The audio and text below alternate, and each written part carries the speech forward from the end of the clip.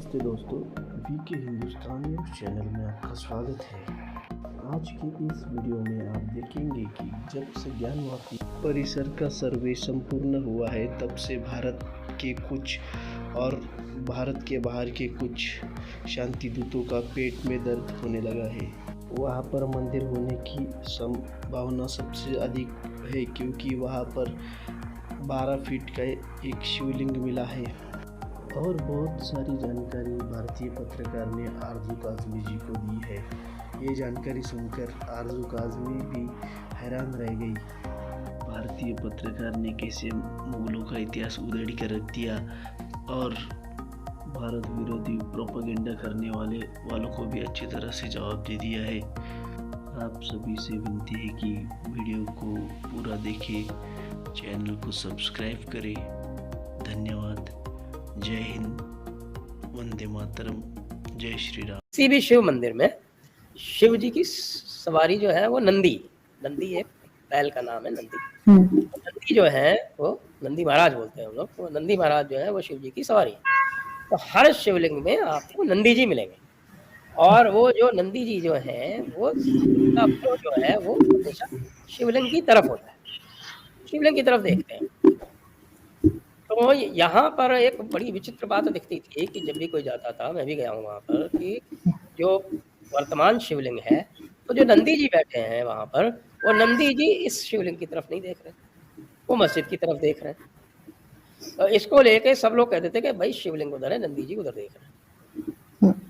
और आज वो जो शिवलिंग, आज जो सर्वे वगैरह हुआ उसमें आज वो जो शिवलिंग मिला है वो बिल्कुल उसी जगह पे मिला जहाँ नंदी जी देख रहे हैं।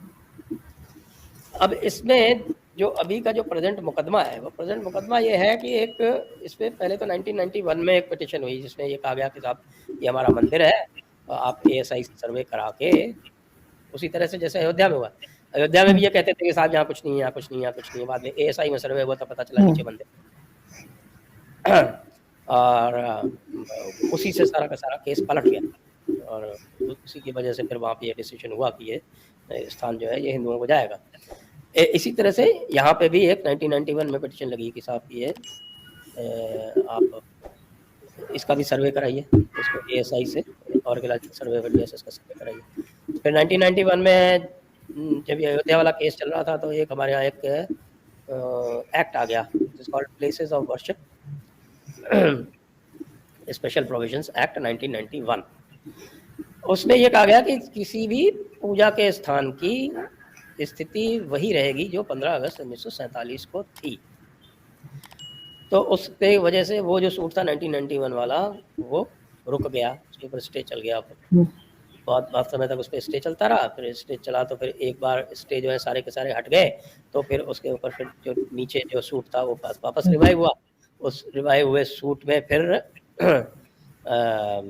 जब इश्यूज वगैरह बनाने का वक्त आया, उसके बाद फिर उसमें सर्वे ऑर्डर हो गया, फिर उसके खिलाफ जो है ये चले गए ऊपर। अब जो लेटेस्ट हुआ ये कि अब ये यहाँ पे भी 1992 तक आपने पता नहीं वो उसकी जो पिक्चर्स हैं वो देखी हैं कि नहीं देखी हैं? सर कुछ पिक्चर्स देखी है मैंने, कुछ तो थोड़ी सी पिक्चर्स। तो आप देखेंगे तो आपको साफ दिख रहा है कि वो मंदिर की इमारत पर खड़ी हुई है।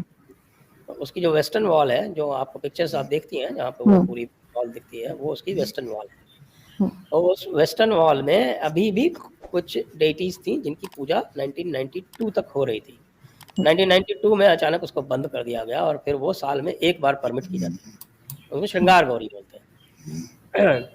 गौरी मतलब पार्वती जी का एक रूप है। पार्वती जी मतलब आपके भगवान शिव की अर्धांगिनी, तो पत्नी।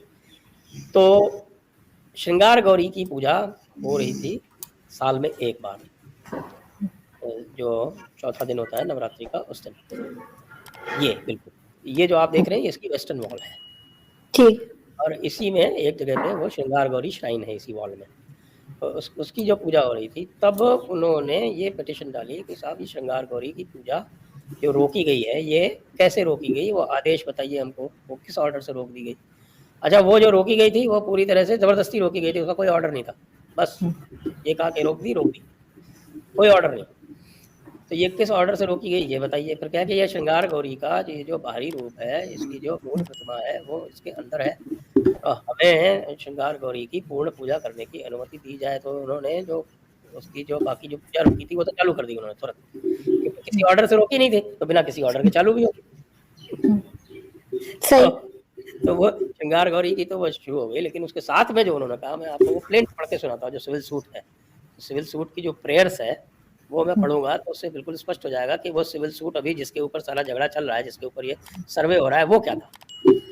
वो सिविल सूट कहता है, ये इंग्लिश में है prayer, वेयरफॉर plaintiffs pray that the honorable court may be pleased to grant following reliefs. A. Decree the suit for declaration declaring that plaintiffs are entitled to have darshan, puja and perform all the rituals of Ma Shringar Gauri, Lord Ganesh, Lord Hanuman and other visible and invisible deities within old temple complex situated at settlement plot number 9130 in the area of ward and police station, Dashashwamedh, district of Varanasi. This is the basic prayer.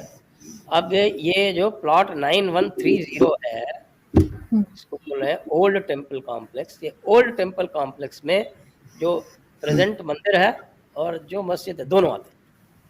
ठीक। 9130, क्योंकि that is the old temple complex. उसी को गिरा के इन्होंने वो अपनी वहां पर मस्जिद तामीर की थी। तो सर ये तो बहुत जगह हुआ होगा, ये एक ही जगह नहीं होगी, ऐसी तो बहुत सारी जगह होंगी, तो क्या किया जाएगा फिर? एक अब इसमें मैं बताता हूँ, पहले इसको मैं जरा पूरा कर लूँ। जी जरूर। मैं आपको उसका भी किस्सा बताता हूँ। अभी मैं एक शो पे था, आज जो है लगातार मेरी रिकॉर्डिंग जो इसी के ऊपर हो रही। तो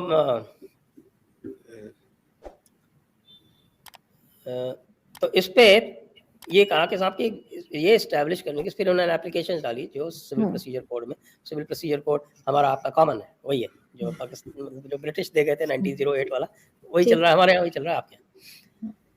तो उसमें जो प्रोसीजर है उसमें उन्होंने एक एप्लीकेशन डाली, जो एप्लीकेशन होती है कि सर्वे के लिए टू इस्टेब्लिश एविडेंस। तो इस्टेब्लिश एविडेंस करने के लिए उन्होंने उसके सर्वे की एप्लीकेशन डाली।